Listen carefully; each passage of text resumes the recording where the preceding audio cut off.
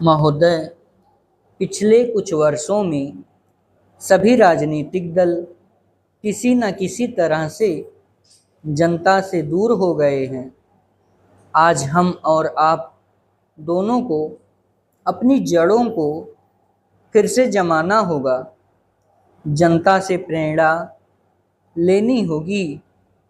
हमें जनता की आकांक्षाओं, उसकी मांगों और उसकी आवश्यकताओं के अनुसार चलना होगा। अपने देश के विशाल आकार के कारण यह बहुत बड़ा काम है, लेकिन उस आदमी के लिए कुछ भी असंभव नहीं जिसने कुछ करने के लिए कमर कस ली हो। कुछ देशों में लोग चढ़ने के लिए पहाड़ों की ऊंची से ऊंची चोटियों की तलाश में रहते हैं ताकि उनके मन और काम की चुनौतियों का समाधान हो सके। कुछ दूसरे छोटी छोटी नावों में सागरों और महासागरों को पार करने के लिए निकल पड़ते हैं।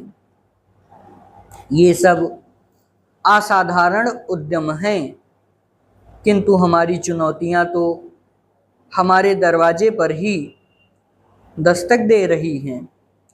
हमें ऊंचे ऊंचे पर्वतों पर या गहरे सागरों तक जाने की आवश्यकता नहीं।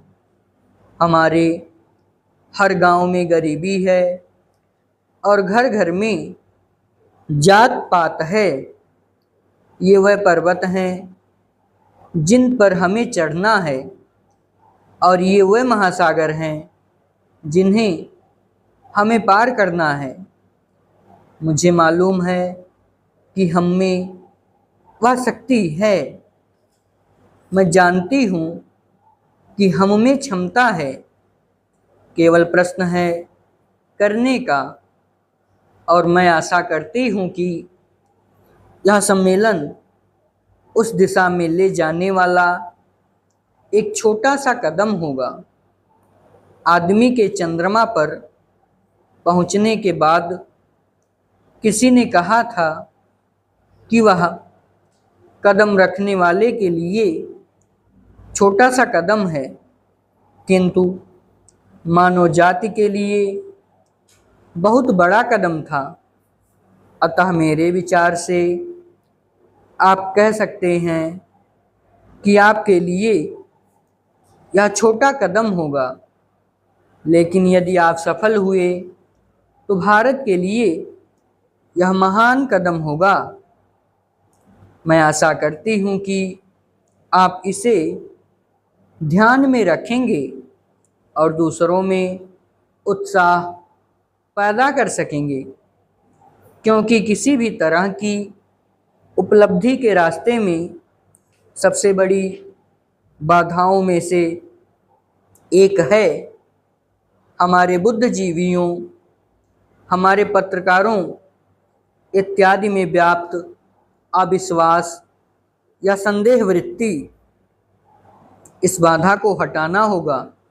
हमें अपने उत्साह को पुनः स्थापित करना होगा, और उससे उत्पन्न होगा वह साहस, धैर्य और संकल्प शक्ति जो उन बहुत सी चीज़ों को प्राप्त करने के लिए आवश्यक है, जो हमें प्राप्त करनी ही चाहिए। जब कभी राजनीतिक जीवन और बौद्धिक जीवन में निकट का संबंध रहा है, तो दोनों को लाभ पहुंचा है।